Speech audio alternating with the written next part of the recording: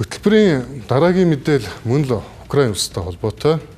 Саяхны хүртэл Европын холбооны зүгээс Украины эдийн засаг болон дайны нөхцөл байдлыг дэмжих зорилгоор олон санхүүжилтийг олгож байсан. Энэ бүрд Виктор Орбаны тэргүүлсэн Унгар улс хориг тавьж саад босоор ирсэн.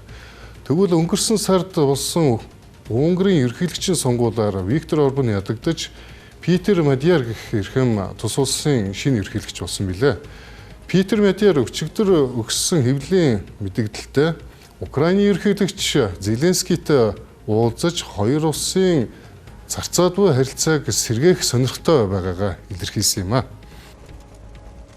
Виктор Орбаны үед Унгар улс нь Европын холбоо болон НАТО-гоос Украиныг дэмжихээр баталсан зэвсгийн болон олон тэрбумын санхүүгийн тусламжийн багц бүрт хориг тавьж эвслийн дотоод үйл ажиллагааг гацаадаг байсан.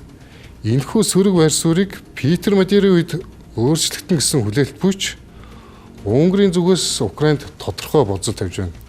Тухайлбал Украины Закарпатын бүсэд амьдардаг Унгар үндэсний цөөхөн эрхийн асуудлыг хоёр улсын удирдагч нар хилцээрийн ширээн ард ярина гэсэн таамаглал байна.